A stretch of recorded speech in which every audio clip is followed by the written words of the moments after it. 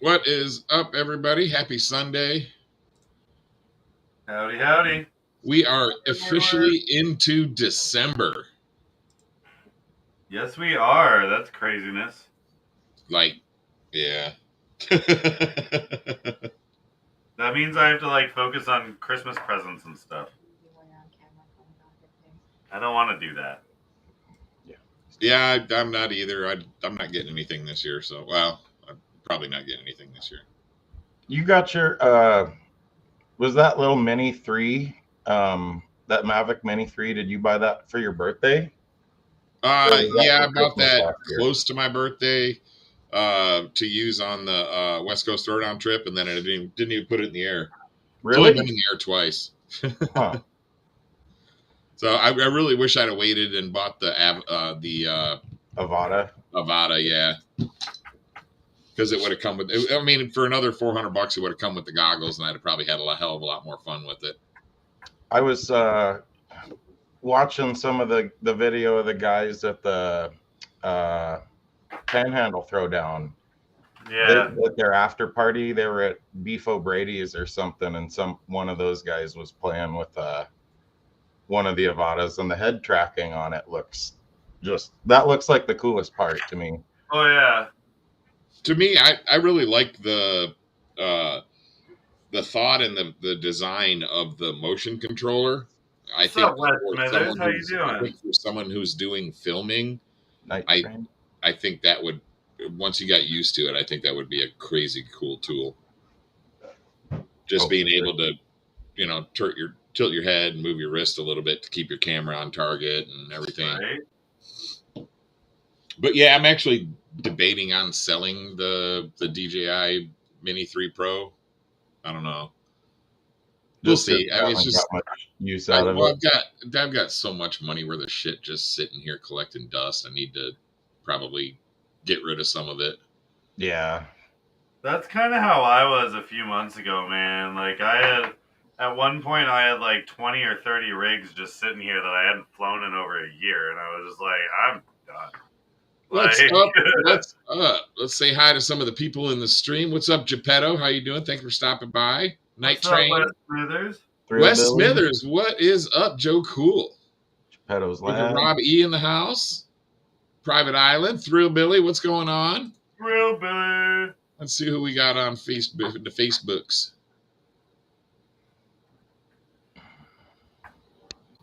No.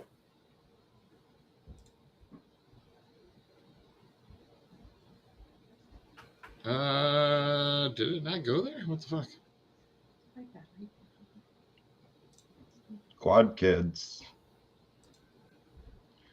That's what I should have done. When I quit flying analog, I ended up selling thousands of dollars worth of stuff, probably over $3,000 worth of stuff to that's Todd on Facebook there. What's up, Todd? What's up? So Wes Smithers went down to Texas Nationals. He is our local gank pilot. Yep. Yeah, he's one of my 2 gank race pilots. He said he got some good time in with the prototype. He said he was pretty happy with how it flew, considering it was a little bit heavier than we liked. He has the new racer, correct? Yep. Yeah, I've got some messages here and there about that. About the new racer. I gotta get working on it. I gotta do a sale to get rid of some inventory so I can start, because I can't still have money to pay for the revised versions of the prototypes. I can't get them in stock. So on that. Trying to see if I thought I had a winter sale set up from last year. I could probably do again, or just edit. You did for a bit. I remember the flyer. Oh, yep. Look at that. And I didn't even have dates on it. So, oh yeah, I do have a date, so I do need to edit it. Dang it. How dare you, Matt? Jeez. So, guys, we have Royal here. I don't think we said that yet. Or told you why we have Royal here.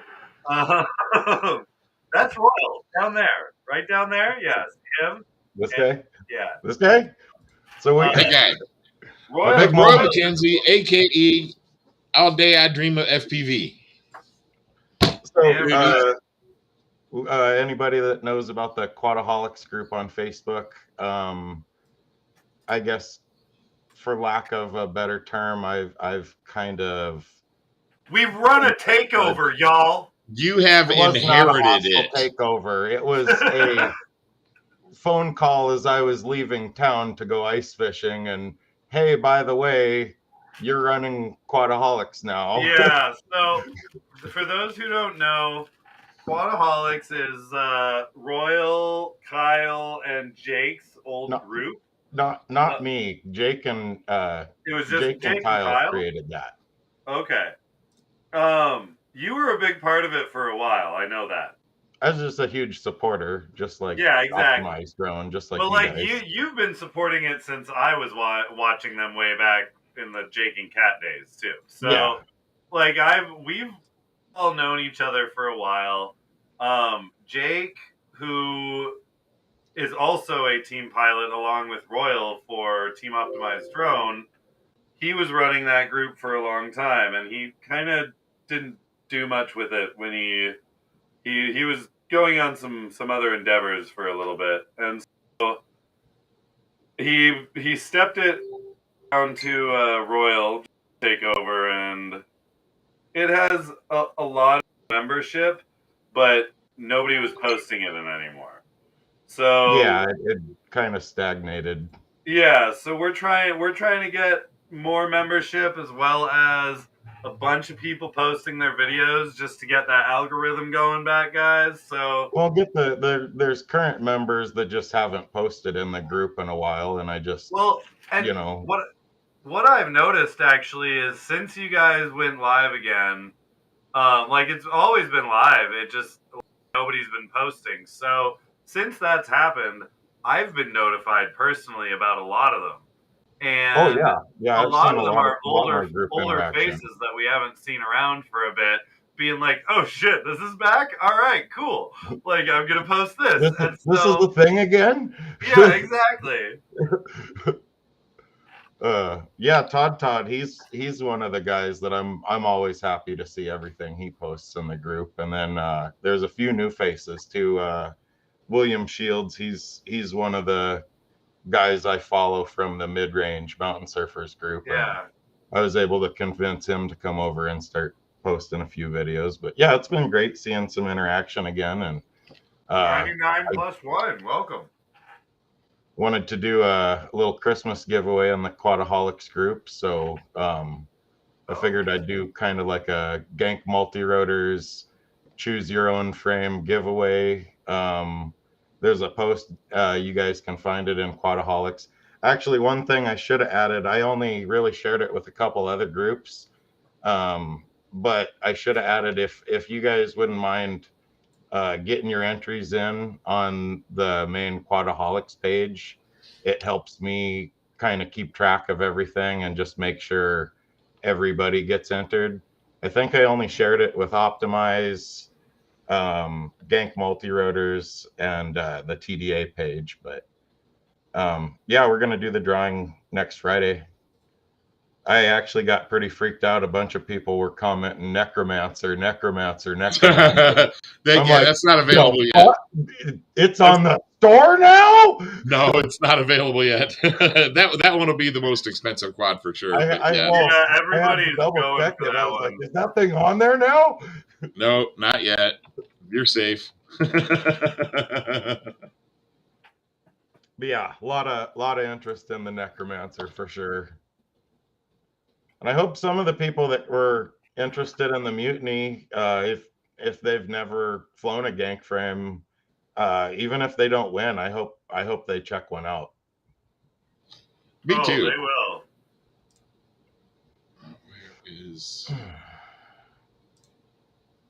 Yeah, Matt, I actually he was nice enough to send me a few GoPro mounts with lens filter slots in them, and those things fit like a glove. Thank you, Matt. Well, sorry. Once I got the freaking measurements down, it's just a matter of getting the measurements down right. But Yeah. I think I just chose the wrong size when I Well, created those it. ones are most lens filters not quite that thick. Well, it depends because all the ones that I have are for my sessions and they're all perfectly square, so they're not rectangular. Oh. So that makes a difference.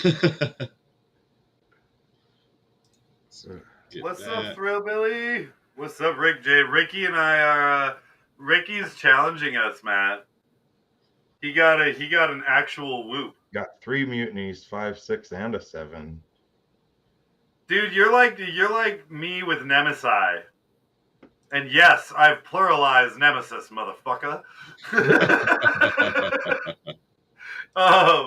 Dude, at that point, Matt, I remember I sent you a photo of the 6-inch surrounded by 4 of the 3-inch, all the different versions, as well as the X8.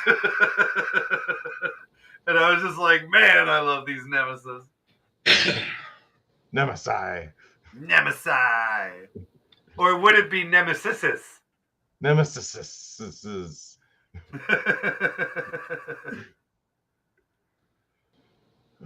or would it be Nemesis? James. See him in there. What? Nemesi, or Nemesises? I think all of them are great.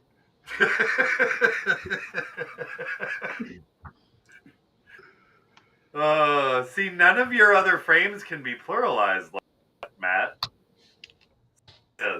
Mutant Eye? Pixies. Sky Eye.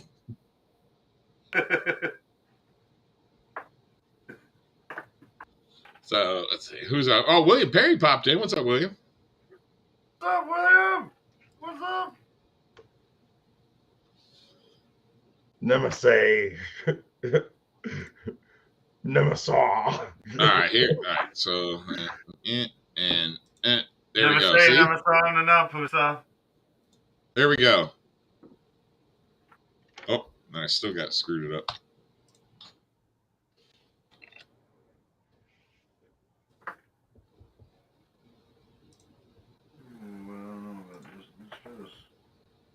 What do we got? What are we showing? Oh, I see.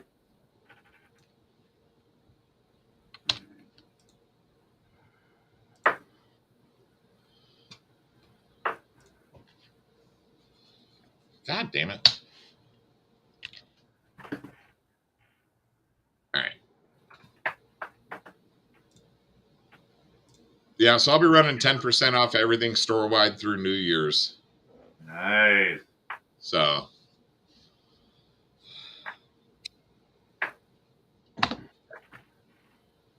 And Matt, did our newest pilot, Nathan Baker, reach out to you today?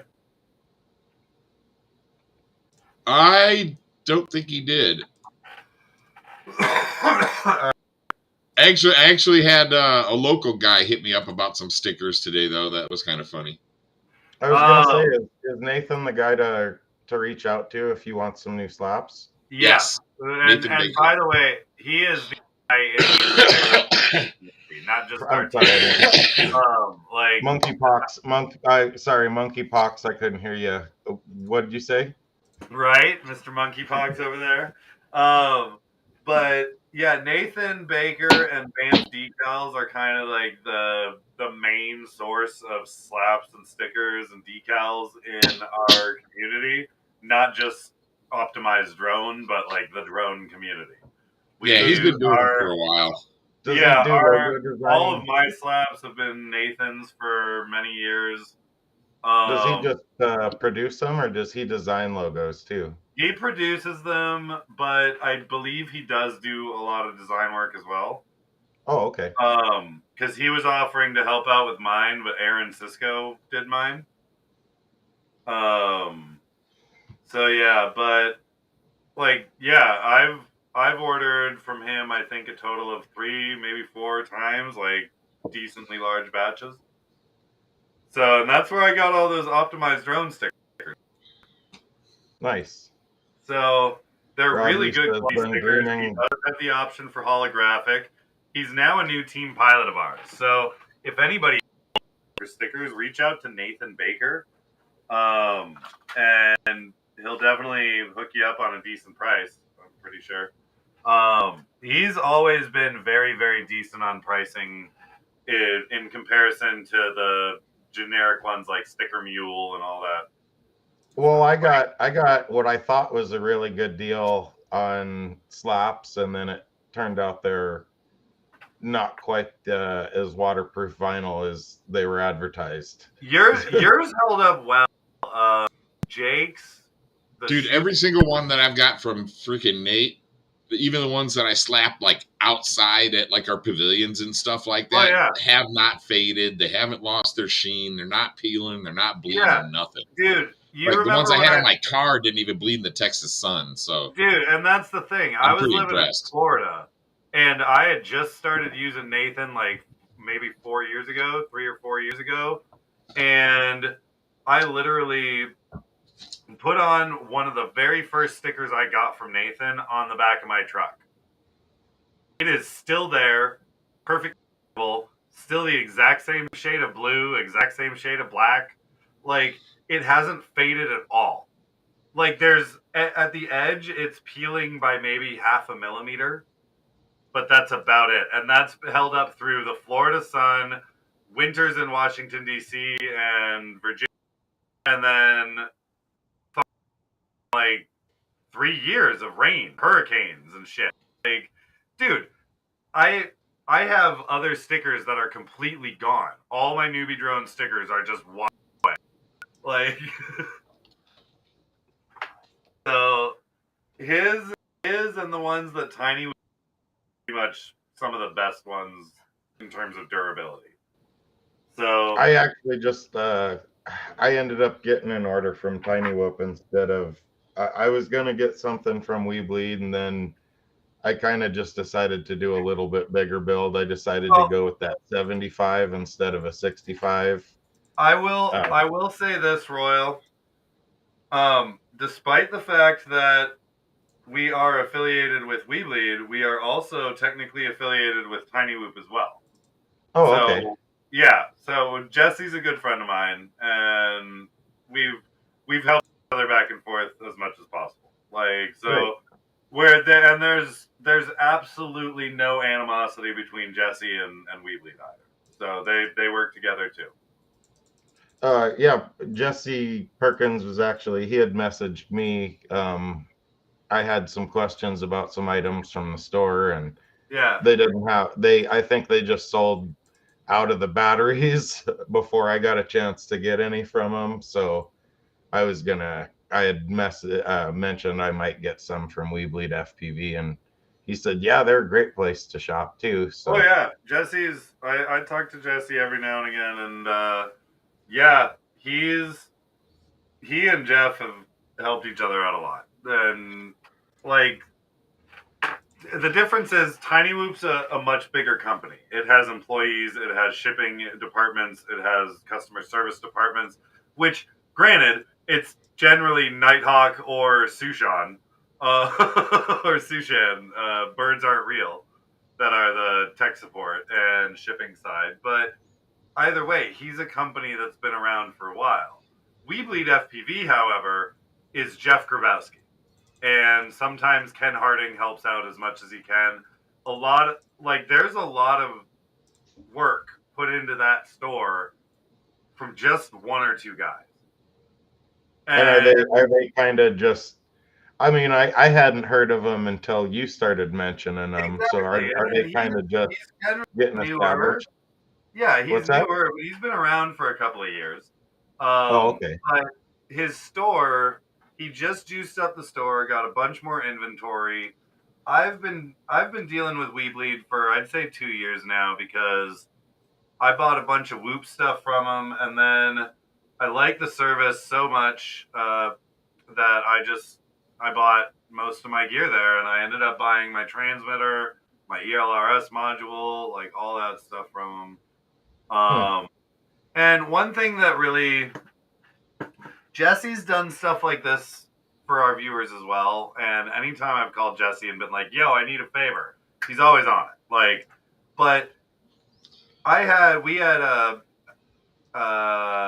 Ken Jansif, shooter FPV. He had just bought a used jumper T-Light. And since he had bought a used, it didn't come with the little crossfire ribbon cable that you can attach in to mount the crossfire module.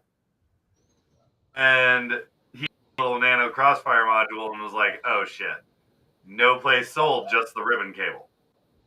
And so I was like, let me talk to Jeff. And I called Jeff Grabowski, and he instantly was like, oh, yeah, I've got a return here. I'll just pull that out of and send them. And he got in touch with Ken, and Ken was like, dude, how much do I owe you for shipping? Jeff didn't even charge him. Like, he was like, no, man, you need it. Just take it. Like, and it wasn't even somebody that was his customer. He didn't buy the transmitter from him. Like, it was just some random. He just had the ability to help somebody out. Exactly. And it was like going out of your way just to help out somebody that you don't even know just to get this thing figured out is above and beyond, especially in the customer service. Like, if this were Newbie Drone or RDQ or anything, and the product wasn't bought from them, they wouldn't give a fuck. Like you call RDQ and be like, hey, I need a ribbon cable. I bought this used thing. They'd be like, we don't have any in stock. Nothing we can fucking do. Like, yeah. Like, dude tore open a return and was like, I got this. So, yeah, Weebleed's a great store. But the thing is, they have different products than Tiny Whoop. And a lot of people with their Whoop stuff are very specific. Tiny Whoop has different boards available, has different motors available. They're going to have a different selection. And there are very, very noticeable differences between the Tiny Whoop motors, the old style ones with the gold bells. There's differences between the new Unibell motors, and there's differences between the new Weebleed motors. So, and I've test flown most of them. I test flew some of the Matt, which ones were the gold ones that I did? They were the 0802 the onesies, series, 0803 series. Ranger onesies, I think it was, right? Yeah. The 20,500 kV pickle juice motors. Yeah, I did the Zeus juice, the pickle juice, and the ones I put on yours, Matt. The Zeus juice are the higher kV ones, aren't they? Were they the 22? I think I can't remember. I'd have to look. They were the 21 or 22,000. But either way, like, I've tested the Tiny Whoop motors. They were fantastic. I've tested the Weebleed motors. They're fantastic. So one of the things I looked at that kind of sold me on the onesies is I noticed they have that little PCB on the bottom of all the motors. Yep. So if you destroy one of the wires, you can just solder a new one on. Yes. Do the Weebleed motors have that too? They do not, but they are 07 series, and I do not necessarily trust the little PCB as much as I do just the direct wire from it. Yeah. In my personal experience, I'm not judging motor manufacturers that do it because it's a brilliant idea and it makes it very easy to swap from like the Newbie Drone connector, the 1 mil connector to the 1.25. It makes it very easy to swap the motor connectors for the different boards. It makes it very easy to remove them and put in a hard wire. But I've had multiple sets. Now, granted, the Tiny Whoop motors that I have had that had these did not have any problems. I never had any wiring issues with them. So I did have 2 sets of the Newbie Drone espresso motors. Both sets, I had to swap the motor wiring on the PCB to fit the proper board that wasn't a Newbie Drone board. Because for those who don't know, Newbie Drone boards have the 1 millimeter JST, not the 1.25. So it's slightly smaller and narrower. So it's proprietary to their motors, but they usually send you the other connectors to it. Hence why they use PCB. I'm decent. I wouldn't say I'm amazing at soldering, but I'm decent in getting the really small soldering. And he doesn't want to honk his own horn, but you know, beep yeah, beep. like people send me 16 by 16s because they're fed up with them. I don't mind them, but the thing is, I did what I thought was a very good soldering job on all of these PCBs, and both sets of those motors had a failing motor or a twitchy motor by the end of like 2 or 3 flights with those PCBs. And like I don't know whether it was the PCB, but it always acted like it was shorting a motor. And I swapped them out with some. I consolidated both sets into one set, swapped them out, and again, after flying a few packs, I had another motor act like that, and it was never the same motor on the same ESC or whatever. So I've had multiple different sets, not just newbie drone, of motors with those PCBs, and I always end up having one twitch at some point or another. And that's what bugs me. Hardwiring, don't get me wrong, I've had motors on hardwired shit too. But usually that's because there's a nick in the wire. That's because there's a noticeable damage. So I don't know how much I trust them, but I also don't mind using them and have never seen much issue with most. The only ones I ever see them on though are Whoop motors. I never see them on the bigger motors, and I actually had asked Kyle about that the other day if he's ever seen them on a bigger motor, and he said no. Like, I'm sure there's 1 or 2 motors out there that have it, but the only ones I've ever seen are 12 series and below. You talk about the little solder board. Yeah, the little PCB board that they mount right where you put the screws into. Oh, and that's another problem with those. Didn't DYS do some of those for a little bit? Yes, they did, but as I said, I think theirs were on their 11 series.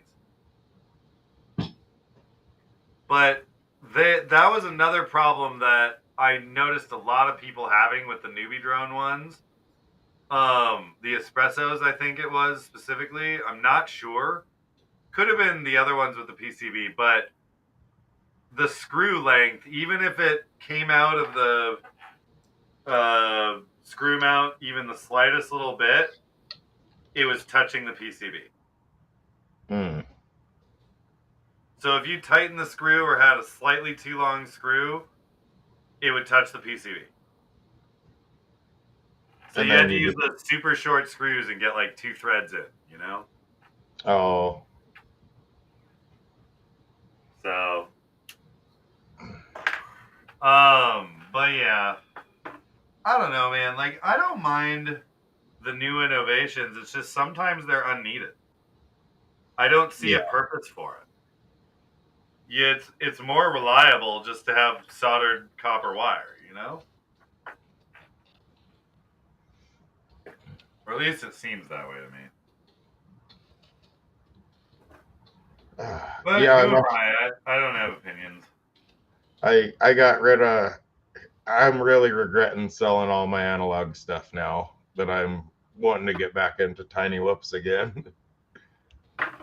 Well, you can like, there are some like 3S rigs that you can buy, like put DJI in.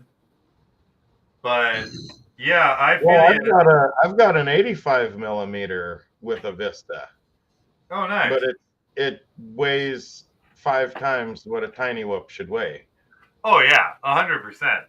And that's what you're always going to run into because the Vista itself is the weight of a racing tiny whoop. Yeah.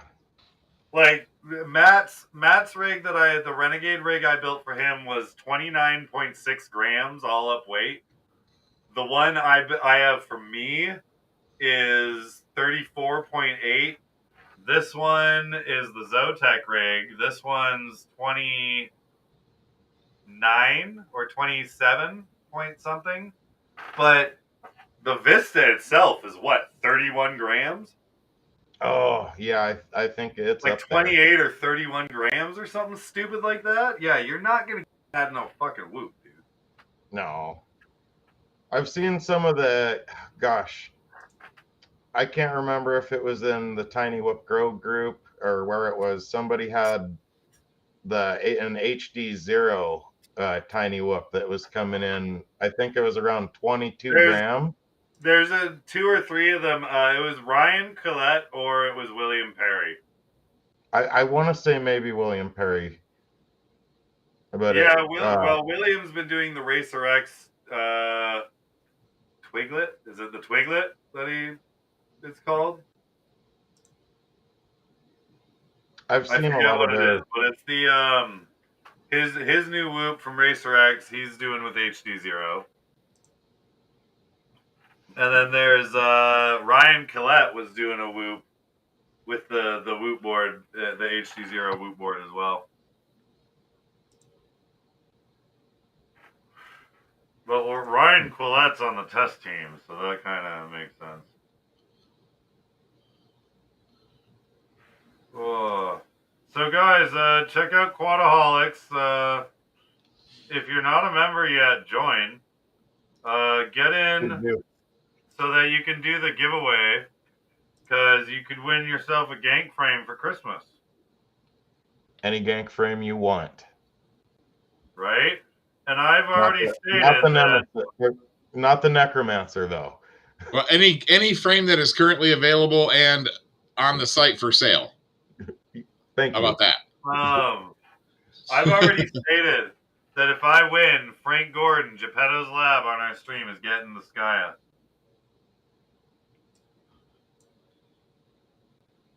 Freaking Jesse's loving that Skya Cinehex with the GoPro, the 10 bones on it. Oh yeah. He said he used it to shoot an indoor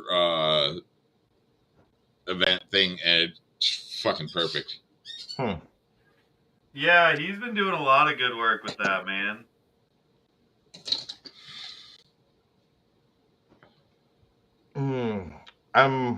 What's your guys' experience with HGL RC? Depends on what era. I was just gonna say, I've had, it depends. Across the years, they started out terrible, and then they got a little better, and now I haven't messed with them in so long, I'm not sure. Look, Royal, if it helps, I have the HGLRC Zeus stack in this Aether right here that's about to go back out to Shane. So, Flyno Aether, if a Flyno Aether can run a HGLRC and make it look like a boss, I'm sure HGLRC has no problem. I've had no issues with their recent stuff. I tested the Zeus when it came out.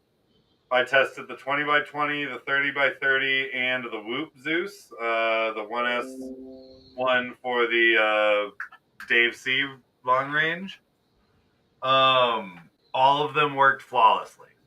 So I have absolutely no issues with those. I've heard some of the 30 amp ESCs that were coming with the Zeuses were having issues, but the 45 amp was fine. The 60 amp and all those were fine too.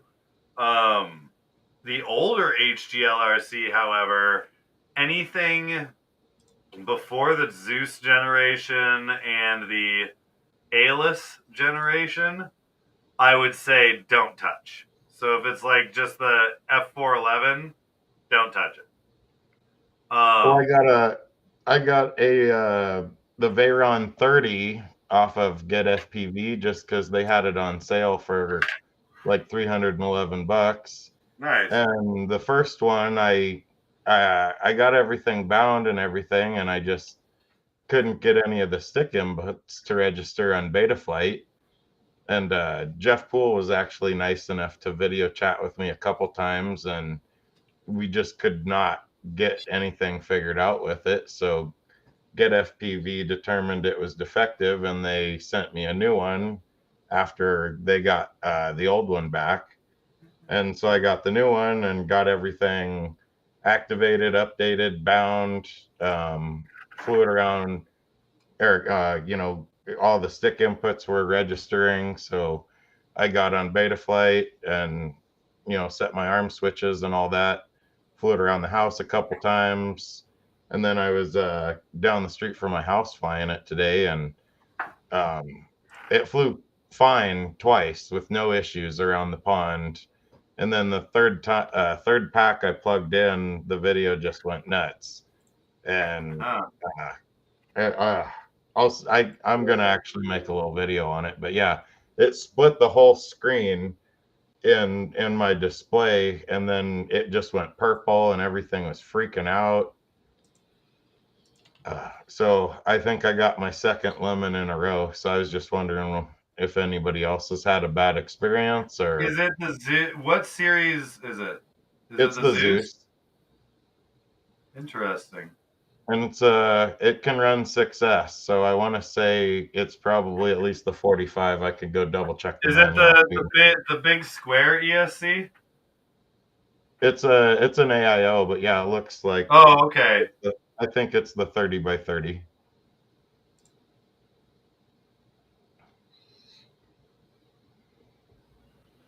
Yeah, I'm using the stack, so there's not. You use mainly AIOs with them? Is that? Geppetto's Lab says he's got the Veyron 35 and it flies fine. Mine flew fine for a couple flights, and then when I plugged in my third battery, everything the video went to garbage, and the latency went to like almost 80 milliseconds. I bet you it's a DJI you missed. It's a DJI problem. It's not an HGLC problem. Yep, that's what HGLRC will say. Or no, they'll just go user error.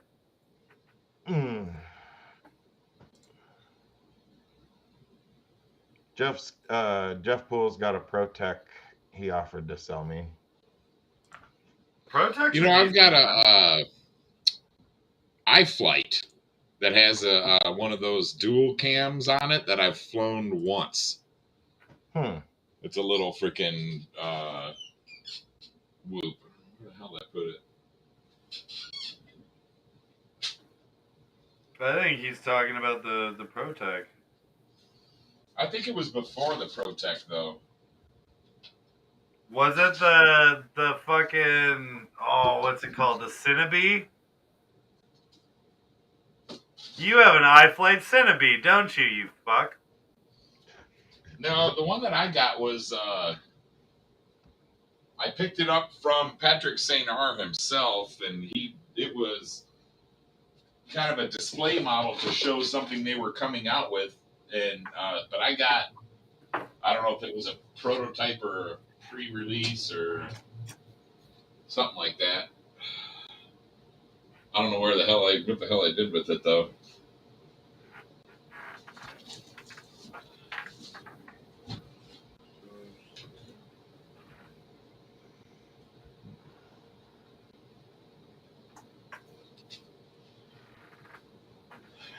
But it is a Cinebee type thing.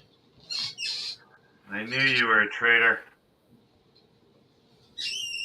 I didn't have. This was like when the Cinewoos were first coming out, and I didn't have anything to fly like that. I didn't, like I said, I haven't even flown it. When you say it had the dual camera, is that the one that was your FPV cam, and then the other one that was like an onboard? Yeah, it's like an onboard 4K cam, I think. Yeah.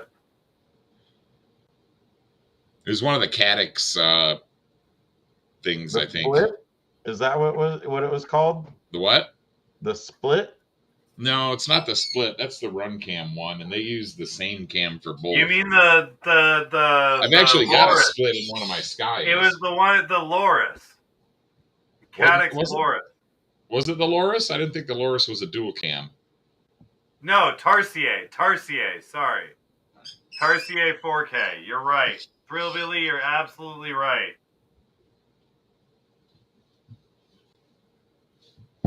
Yeah, I need to go through clean out some shit. But yeah, I've got one of those brand spanking new. I think I bound it, hovered it, and never flew it.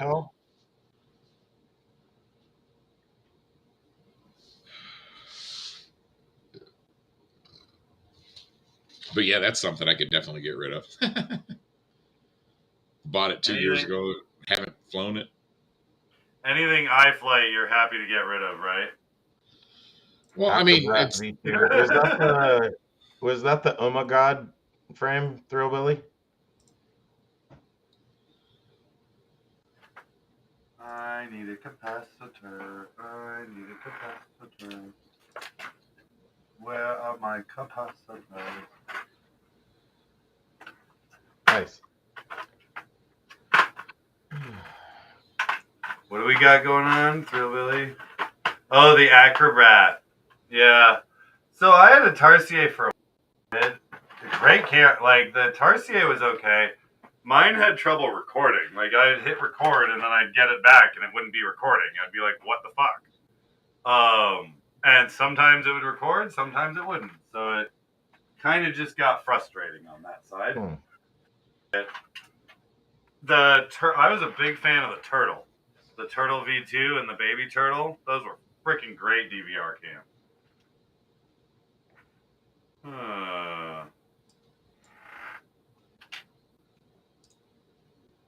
So the new DJI 03 system will work with the V2 goggles, but you're still gonna only get 720p video. DVR on the goggle. You can still get full video on the unit from the onboard SD card. That's my the goggles themselves. I didn't think would display 1080p. No, that's what I was saying. Yeah, you're not going to get the full video in the goggle. You'll get whatever the max the goggle is available for. But when it records to your SD card on the air unit, you still get full resolution. It does 2.7 in the air unit, right? Right. Yeah, you get full resolution in the air unit. You're just not going to see that full resolution in your goggles because the goggles can't handle it. Oh, okay. It records 1080 to the SD card. Oh, okay. So it won't. You don't get to actually view it in 1080 in your goggles. You're still limited to 1080 for what you see in your goggles, but the SD card in your goggles is still recording the 1080. So if you lose the quad and you don't get the DVR back, then you still have at least a 1080p recording. Right. Accurate, I believe.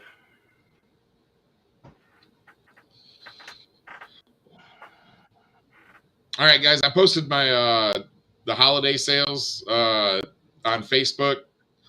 Also, if you're a subscribed member to the store, you should have got an email as well. But 10% off everything on the site from now through, January 2nd.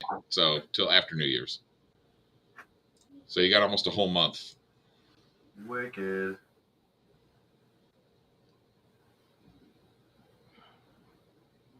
Yeah, I'll tell you what.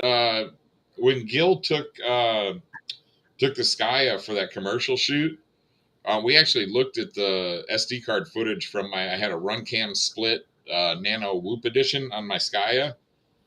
And probably wasn't too bad, to be honest. No, it wasn't at all. I mean, it was actually pretty freaking decent. Yeah. I was impressed. Gil was looking at it too. He's like, "Oh shit!" He goes, "That is pretty decent." It wasn't the frames. They wanted 60 frames a second. I think I was on 1080/30 or something like that. But yeah.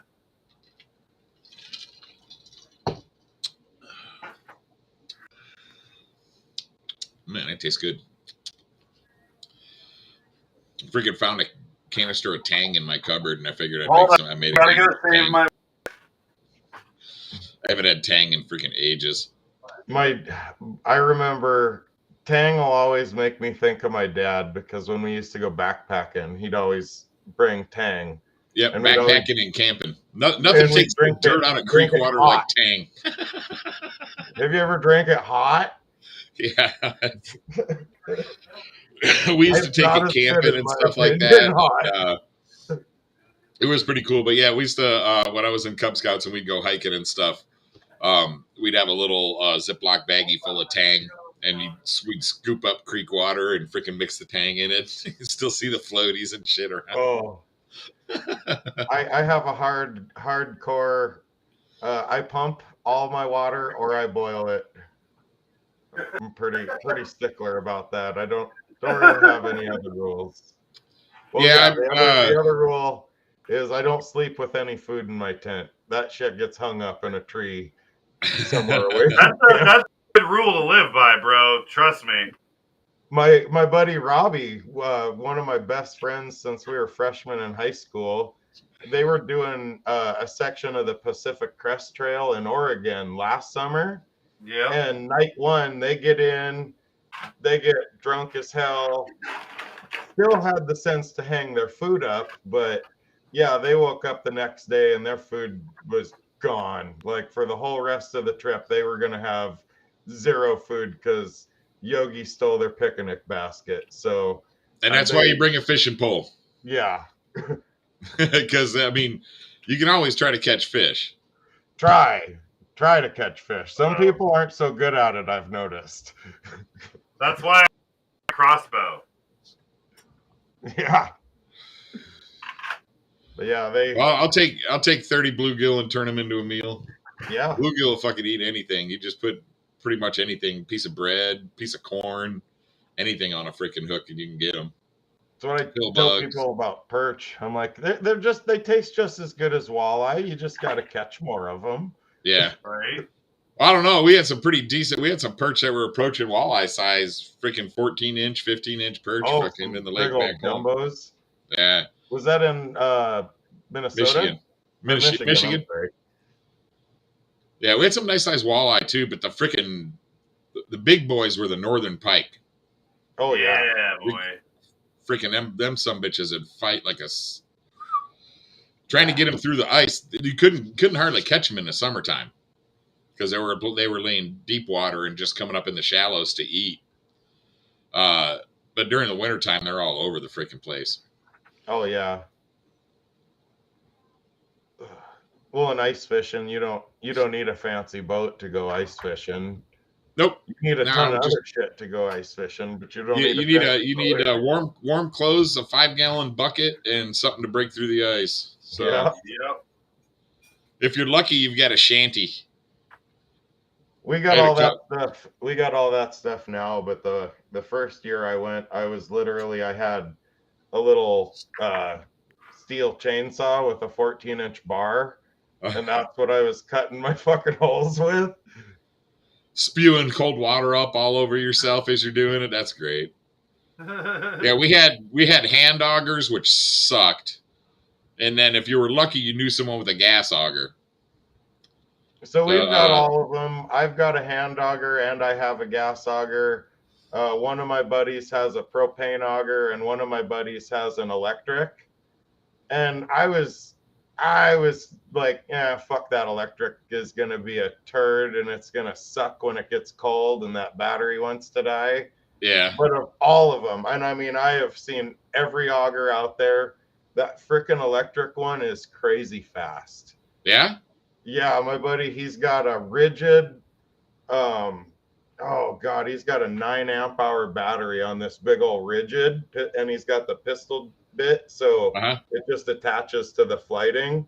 And yeah, like it sometimes it has it wants to wobble a little bit, but once that thing bites and starts going, oh my god, he can drill through about 16 inches of ice in about 2 seconds. Just nice. It's probably got a nice carbide bit on it too. Yeah. Yeah, I remember we used to have these big old freaking heavy ass iron chisels to chisel out around the holes and shit like that. You had to have a wrist strap on it because if you broke through the whoop, oh shit, where'd it go? We had a couple times we had to go out and we floated up some shanties that didn't get evacuated off the ice fast enough.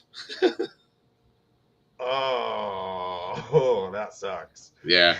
Well, you get a week of 55-degree weather. I mean, the ice is 12 inches thick, but a week of 55-degree weather with almost no snow to insulate on the lake, and it just starts getting real thin. Does everybody up there have like a hard side shelter? Well, I don't know. I mean, well, I don't know anymore, but I know when we were kids, there was a few people that had stick built shelters. Yeah. Right, with skis on the bottom, and they just tow them around with their snowmobiles out into the lake.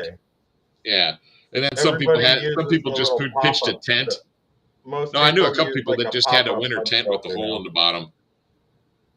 They take their old tent, cut the bottom out of it, and put that out on the kind ice. of the same concept. The hub shelter is just a big ass tent, but it all kind of pops out of a hub in the center.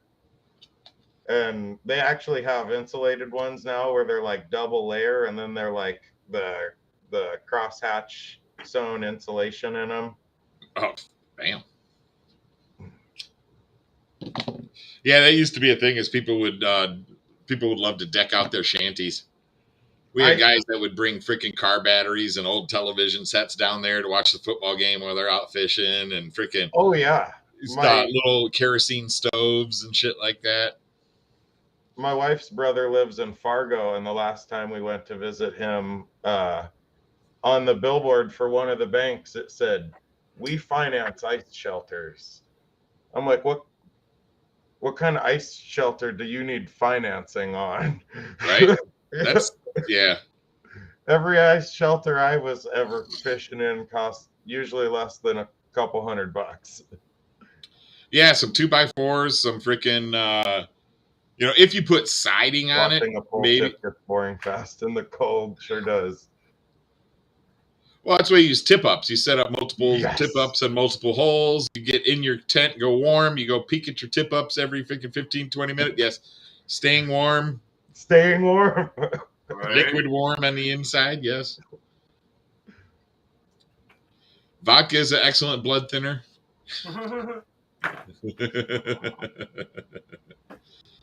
Yeah, like I said, that's why people would bring TVs out, radios out, stuff like that. They'd have multiple tip-ups, but wintertime fishing up north is fucking great. I always wanted to bring my Mavic and use it to check tip-ups. What's up, Philip? How you doing, bud? What's Hope up, you made it home. Philip? Hope you're feeling better, bro. So that's what's been going on, man. So, guys, big ups to an old pilot friend of ours. He doesn't fly anymore. Philip Masters, who some well wishes these days, guys. He just got diagnosed with leukemia. So let's give him our best. He's through the worst of it, I believe, but still a lot more.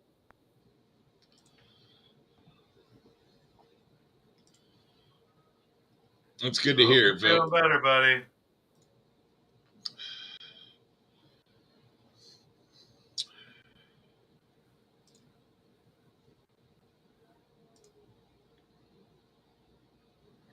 So damn, I'm kind of peeking at some stuff.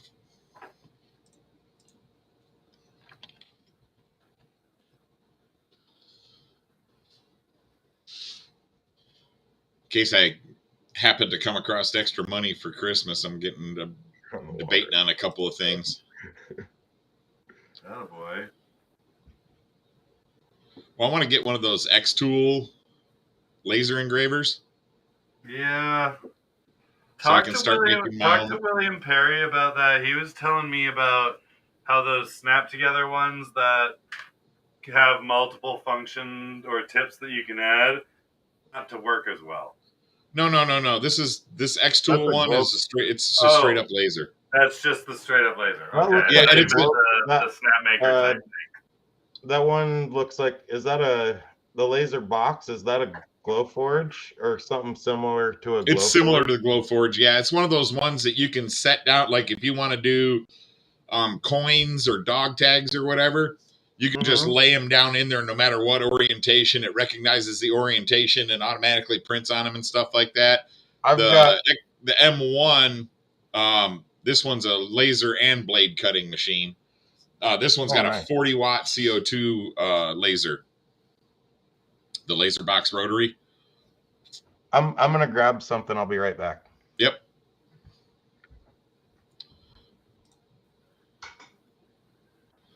Yeah, that one's $4,000 though.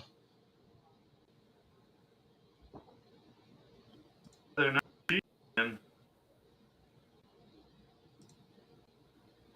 My blue M laser over here, and like don't get me wrong, like it was great, but it was only like $400 or $500. It wasn't a big fancy. I've got a laser attachment that I could put on any printer, but I just haven't I haven't done it yet.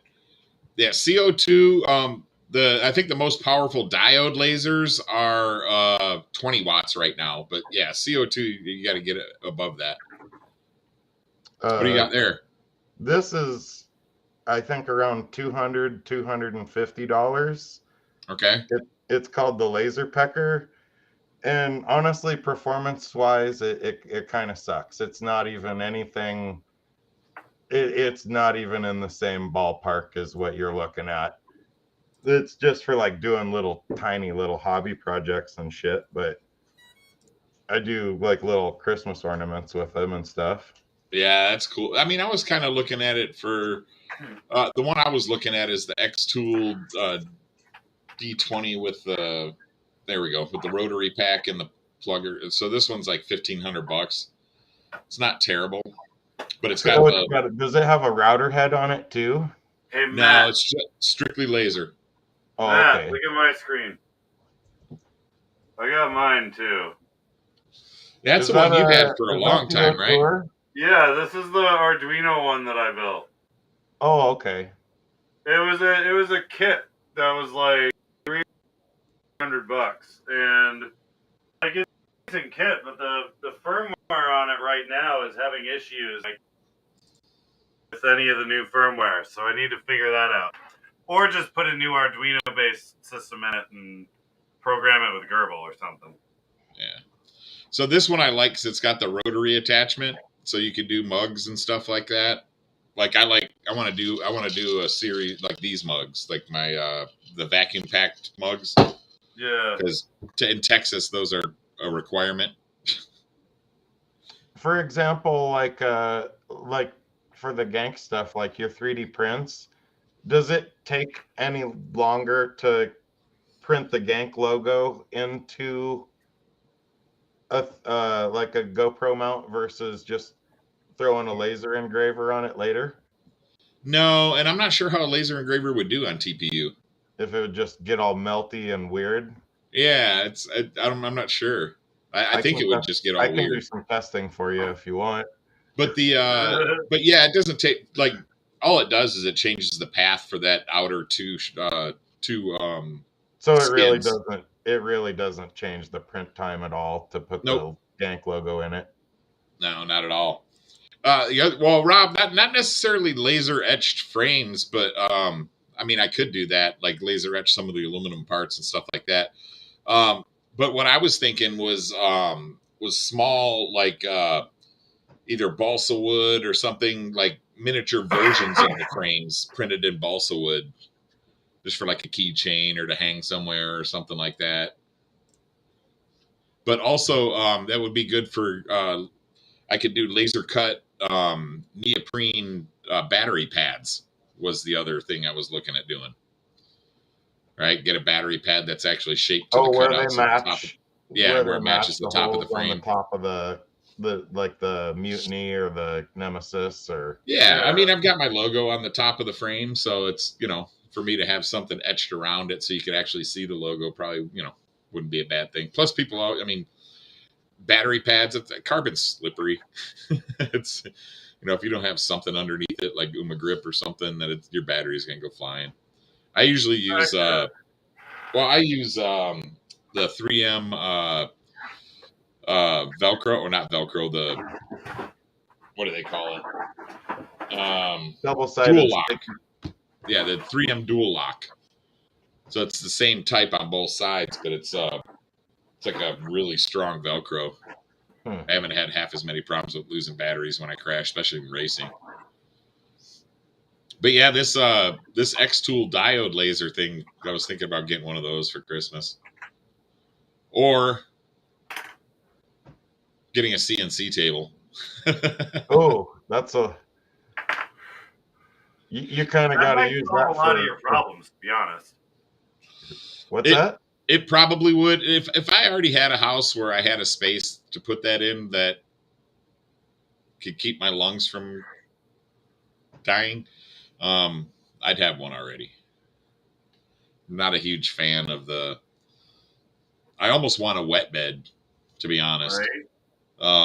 So I can cut under the water to keep the dust under control. But that would be cool. Like I've had I have a lot of projects as far as like wood engraving and stuff like that this would come in really handy for as well. It's a big investment. Accurate. But again, once you get that investment and you get all the, the vacuum cleaner accessories and all the hold down bits and stuff. I've got two friends that are machinists by trade, so getting help getting it set up and everything would not be a problem. That's what Jeff Poole does, isn't it? I'm not sure. Yeah, I think so. He does. I think He he's does a a few machinist different as things. well. He also works at Flight Test as well. What's up, Nightmare? Welcome to the stream. What's up, Nightmare? How you doing? How's Razman? But I gotta see my friend Mike just got a CNC machine. He's been trying to get time to get it set up in his garage. He's also trying to dismantle quite expensive CNC machine or CNC shop. My wifey just got me an awesome poster. It's a metal tin sign. Nice. Someone paint that, or is that? No, it's a printed metal like tin sign, but okay. It's definitely a painting of sorts. It's not a real drone for sure. It's definitely painted. Got to dose up on those vitamins, Nightmare, and gargle with vodka. Gargling with vodka will kill all that shit in the back of your throat. Hey, Matt. And then you can swallow when you're done. Is that the ether? Damn right, bitch. See, that was the one thing I had with the problem with the ether designs is that it doesn't protect all of the cameras. Right? Well, this is the polar too, so it sticks out a bit further anyway. I actually had him design some. Yeah, look. You do DJI builds, Dan? I do now. I had a client that's only DJI, so yes. Well, you just can't test fly them. Yeah, that's what I was going to say. How are you able to test them or tune them or? Well, that's the thing. What I tend to do is I'll set it all up to fly.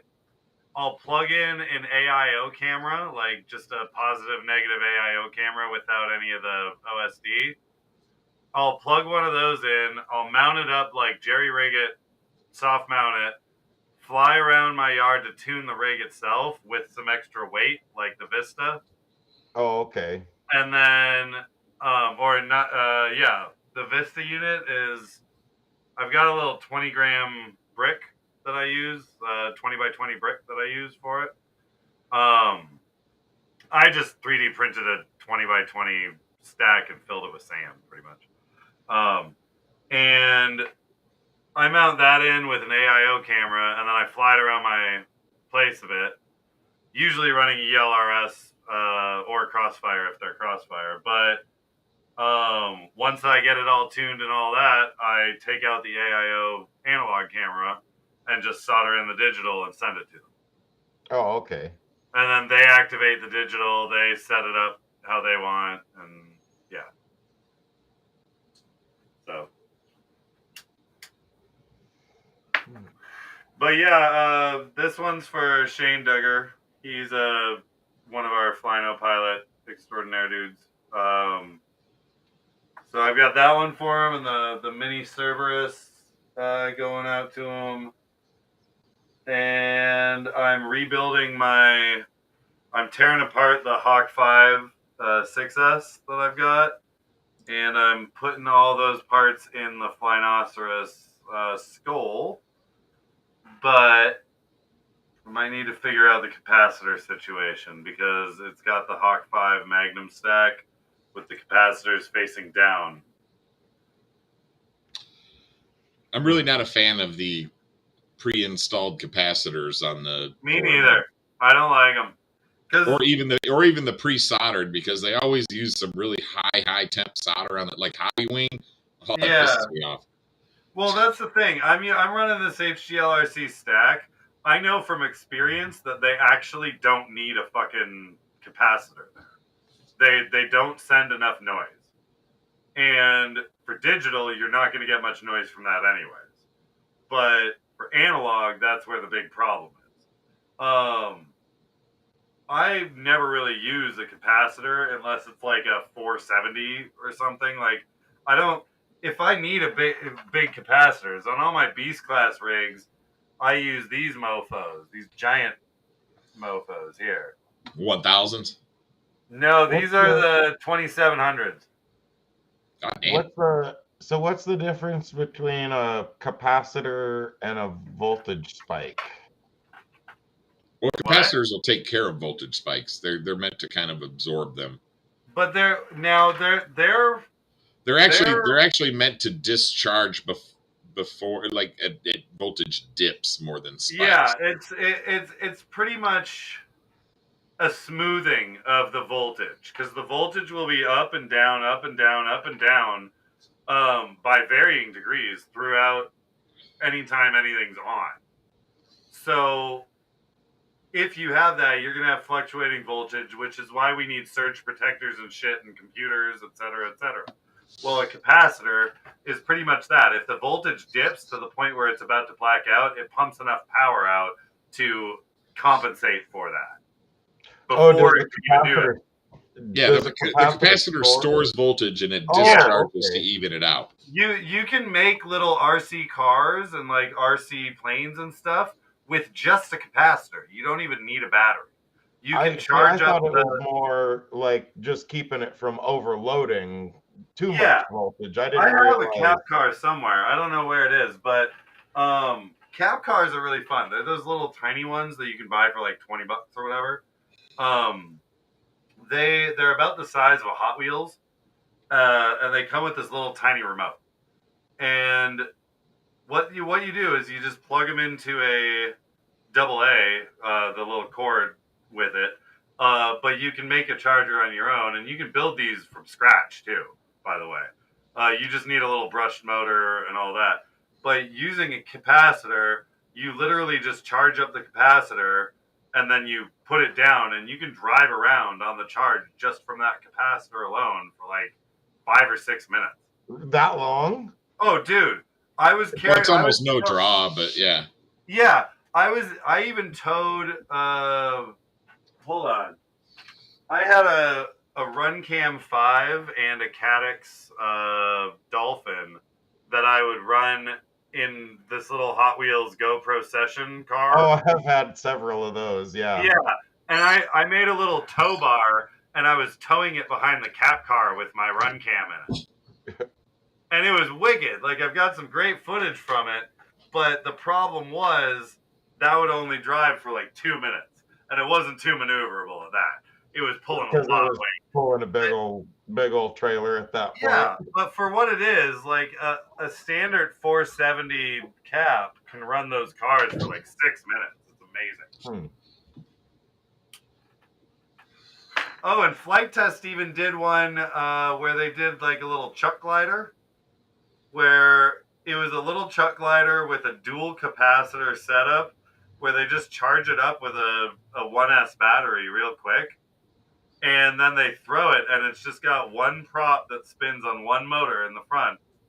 And they had like the two, I think it was from the Actuators. Blade Vapor, the super tiny airplane. The little servos on that to make the ailerons go. And dude, it flew great. Like they would fly it out on one capacitor thing, bring it around, land it in their lap, and then recharge it, and then send it out. And it takes like 2 seconds to charge them. And they built it on like a paper airplane. Yeah, exactly. So, dude, like they're super easy. Hold on. This one could run off of a capacitor if I set it up properly. Oh. Like all it needs is into the voltage, and you just need to set up the capacitor right. Like it's got the little linear actuator servos on it and everything. It's literally like this is how big it is. It's a paper airplane.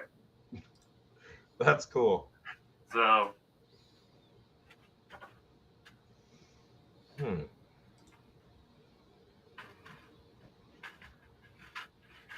whatever.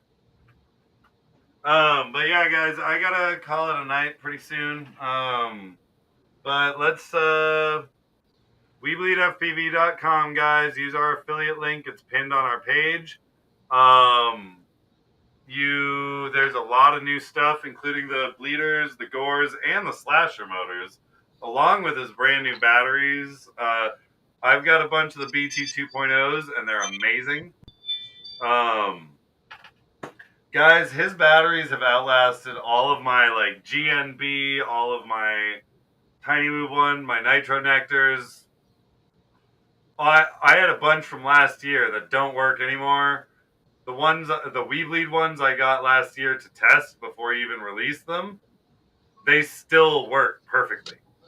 So they've already outlasted all of the batteries that I've ever used for Tiny Woos. They have more punch, less sag, though after quite a bit of usage, 2 of my older ones are starting to sag. So that's about a year worth of using them. But yeah. Have you switched all your stuff over to the BT 2.0 for the whoops? No, I've still got a lot of the PH 2.0s, but with that, I'm also running the WeBleed batteries. Yeah. Oh, okay. So yeah, I've got Tiny Whoop PH 2.0s. Yeah. Anything that I run more than that, like I don't have anything 2S, so the 2.0, the 1S works great.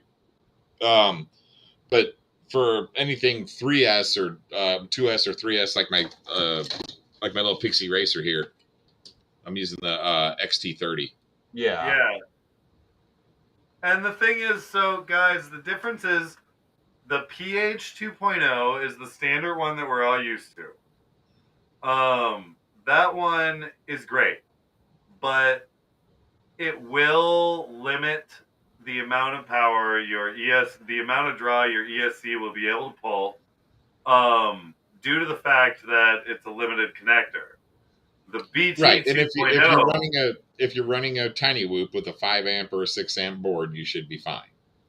You should be, well, yeah. I watched Mardwell's video on the BT 2.0 connector, and he said across the board, but between discharge rates and everything else, he said he took the same exact pack that had the little pigtail on it, and he cut one of them off and used a BT 2.0 and one of them with the PH 2.0. That way, it was the exact same cell. Yeah, exactly. Comparing apples to apples. And he said across the board, the same exact cell, same exact pack performed about 10% better with the PH or the BT 2.0. I've noticed that in terms of the difference between 1S on XT60 or XT30 and BT2, though, as Matt's mentioning, all I've noticed is more damage to the batteries. More damage to the battery on XT30? Yes. So for the 1S, like the 1S twigs and stuff. Mm-hmm. The Emax 1S 3-inch, that thing, that's got the XT30 and it's a 1S, but it has the batteries with the special XT30 connector on it. Those batteries have been dying super fast. So I have a feeling they're discharging slightly too much. But again, as Matt said, with a 5 amp The TSP tiny or board, AIO, yeah. there should be absolutely no issue with any of the connectors. The PH 2.0, I will say, you will notice a difference between the BT 2.0 and the PH 2.0 if you just make that switch in whatever rig you're doing, because there is a noticeable draw increase. Yeah, But me, I don't fly whoops enough for that to be a huge thing, and I only fly exactly. 1S whoops. So if I was flying 2S whoops, then It's it would make only sense for me to go to a necessary new if style you're a connector. racer. Yeah, I'm trying to keep all my stuff as standardized as possible. Yeah, Well, and that's and the the thing. batteries If you're for I don't pushing, know are a lot of. Sorry, what? oh, it's all good. If you're pushing for like a bet, like that extra 1.2 milliseconds, like off your time, then yeah, that extra little push might do it. But if you're just flying freestyle or just cruising around or flying normal whoop flying, you're just gonna end up not noticing it most of the time. Yeah. Like, you guys know me, I'll full throttle the bitch just to see how hard the motors can take it. But I don't fly like that just to do that. I fly like that specifically to test the fucking motors. You know, like Well, and that's how you fly when you're outside with a big space and you're going acro. Like oh yeah, when you fly you're around never gonna inside fly your like that house with a indoors. tiny whoop, do you still fly acro when you fly in your house with a tiny Oh whoop? yeah, dude. I don't do angle mode on mine. I have a setup for All my acro own all the racing time? tune on angle, but I only do that for clients. Like Zotex rig has my custom angle racing tune on it for angle racing, but when it comes to tiny whoops, I've always just flown acro on them.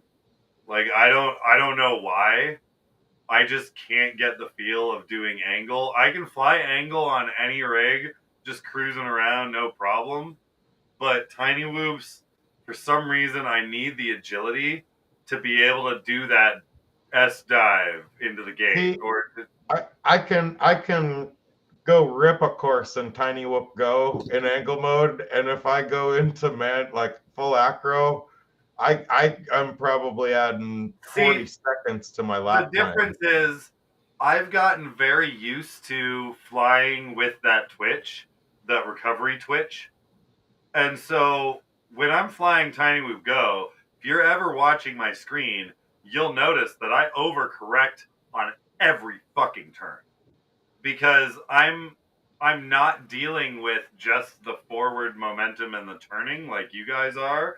I'm dealing with the pitch and the roll adjustments constantly throughout it. Yeah. And that's my own problem. That's why I never win any of these races and why I usually end up getting frustrated after a couple laps.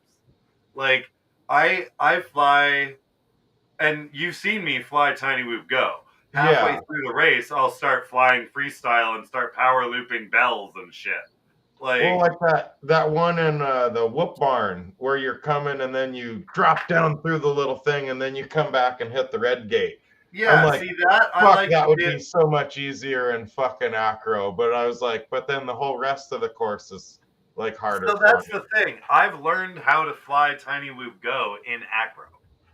And that was the thing. I never flew any races in angle, and when I did, I was so used to the acro mode that I just kept fucking up angle. So Yeah.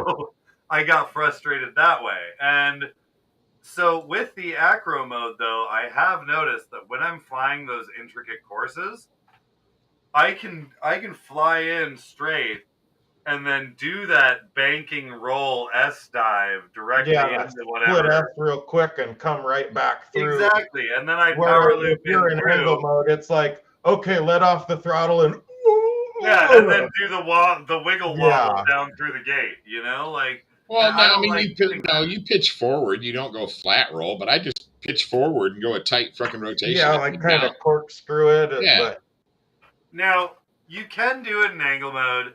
You have to adjust some of the settings, but you can make your I've got my max angle limit at like 85, so. Well, yeah, you can make your What? angle limit 90 degrees. Yeah. Like you Yeah, can do that. my camera angle's only at like 35, but I think my max angle's at like 85 or something like that. See, that's the difference. I'm in acro, and I think my camera angle is what, 38 or something? Something like 38 or 40 something. So I cannot hover. I can't just loaf around in mine. I have to cruise, you know? All right. Well, I think I'm going to head out for the night, guys. I got a lot of stuff to do, and we got 3 out of the 4 kids going to the bus stop tomorrow morning. So. Thanks for having me on. Oh, hey, look, he's already loaded up. You want to, Royal, you want to play with Matt for a bit? I'm going to have a cigarette, and then I'll be right on. All right. All right, I'm going to pull out. I just want to look at my settings real quick here. I'm sure Broken Parts, Robbie will pop in, and I'm sure Ricky, if he's still on, he'll pop in. Yeah, I'm at 89 max angle with a strength of 20%. Yeah, when you started doing this last year, when we were doing, I think I roll a 25-degree camera. You kept calling me, being like, "All right, what's your angle racing settings? What are they? But yeah, the camera angle should be around like whatever you are comfortable with. Now, you will notice in the setup for this, Royal, your rates are going to be different than your normal rates that you would fly in your normal quad, and so is your tuning. For Tiny Whoop Go? Yeah, your tuning's going to be very specific to Tiny Whoop Go itself. I'm gonna be totally dead honest with you, Dan. I really don't know much about tuning a quad at all. It's all good. I adjust my rates. Not many people do. That I want, and that's about all I do.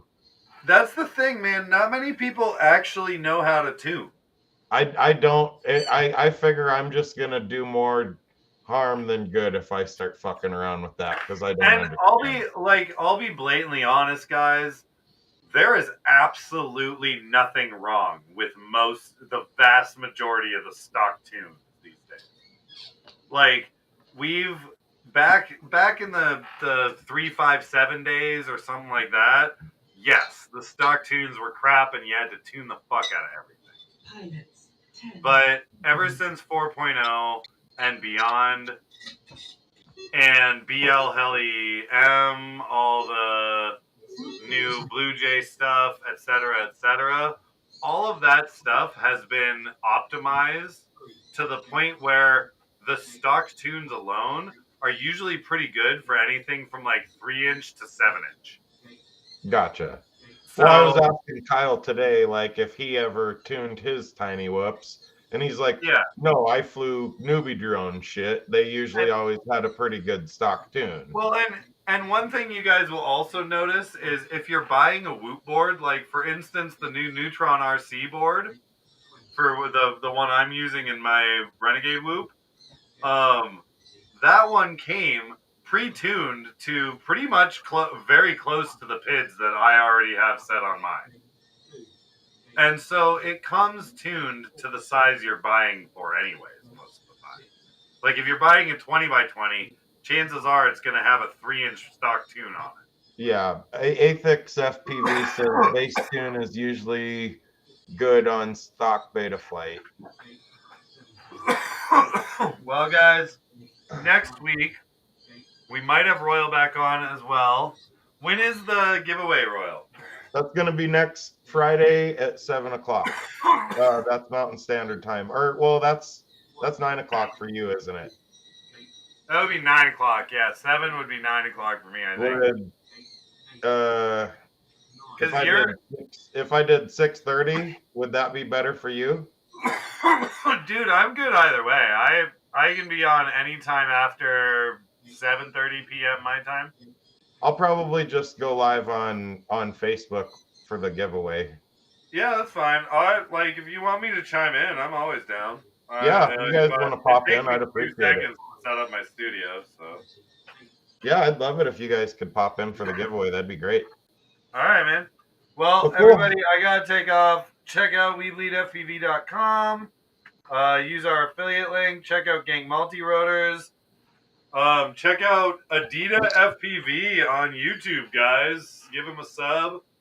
And don't forget to jump on to Quadaholics 2.0. That is Royal's new, well, not new, but revamped page. I don't feel right calling it mine either. I know. It's not let's mine. Just say he inherited it. It's never been mine. I'm just trying to get it going again. Kyle's still helping with it, right?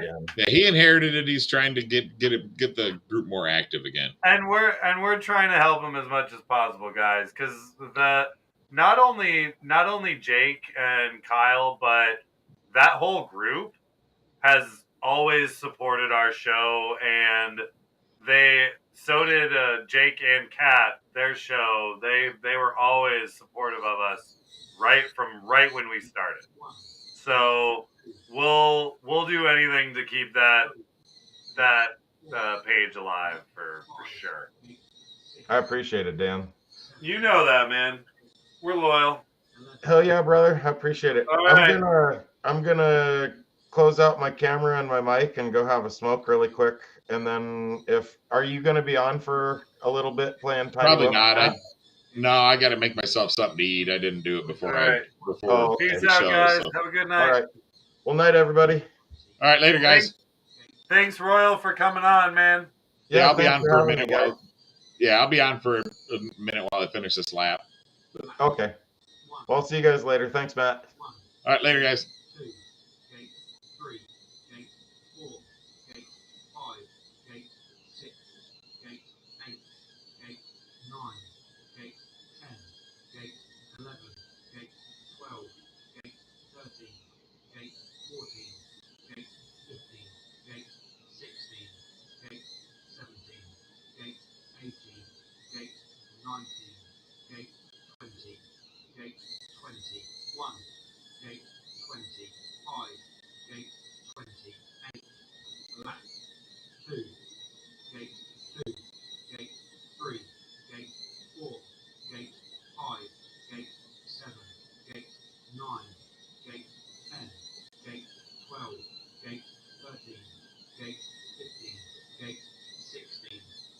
Ah.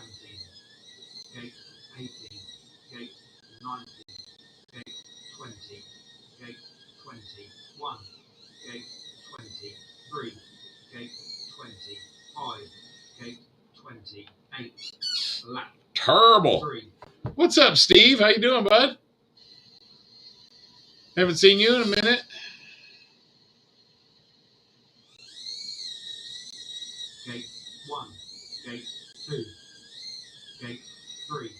Just playing a little tiny whoop go before the end of the stream here.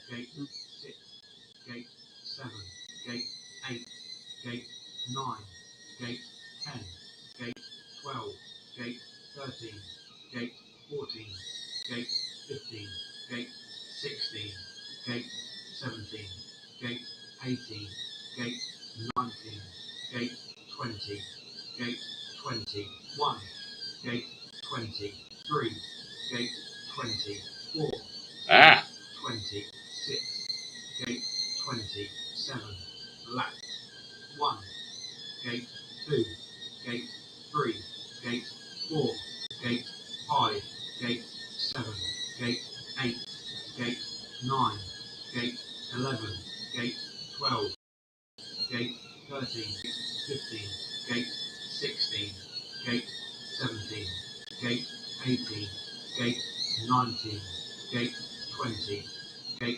21, gate 24, gate 28, lap 2, gate 1, gate 2, gate 4, gate 5, gate 6, gate 7, gate 9, gate 11, gate 13, gate 14, gate 15, gate 16, gate 17, gate 18, gate 19. Quit hitting walls, that'd be okay. Gate 20, gate 21, gate 22, gate 23, gate 25, gate 28. Terrible. 3.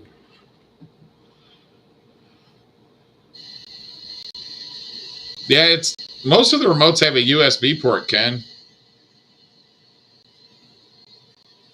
And most of your computers will just pick them up as a game remote. So it's if you've got a USB core port on your controller, you should be able to. Gate 2, gate 3. I'm not sure what kind of controller you're using though. Gate 5, gate 6, gate 7, gate 8, gate 10, gate 12, gate 13, gate 14, gate 15, gate 16, gate 17, gate 19, gate 20, gate 21, gate 24, gate 27, lap 1, gate 1, gate 3, gate 4, gate 5, gate 6, gate 7, gate 9, gate 11, gate 12, gate 14, gate 15, gate 16, gate 17, gate 18, gate 19, gate 20, gate 21, gate 24, gate 27, lap 2, gate 1, gate 2, gate 4, gate 5, gate 6, gate 8, gate 9, gate 12, gate 13, gate 14, gate 15, gate 16, gate 17, gate 18, gate 19, gate 21, gate 24, gate 27. Nice. Fastest time.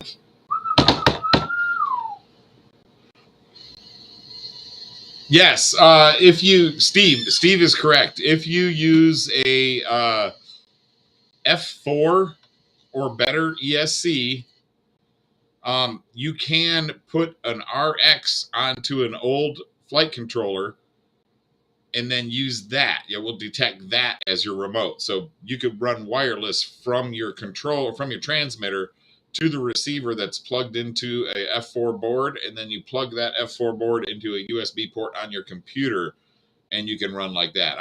That's how I was running wireless before, because I've got this like super long USB cable now that I've just been using, but before that's how I was running wireless. I had an old CL Racing F4 FC with the receiver just plugged into it, and I would just plug that into USB whenever I wanted to run wireless. But I think, seeing as I just bested my time, I think that's probably good for me for tonight.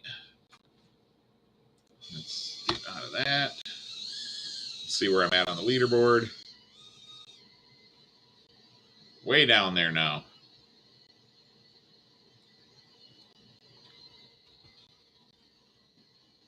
$25. Ouch. I can get back into the top 20s just by shaving 10 seconds. That's not terrible. Look at Mr. Rick James sitting at number 10.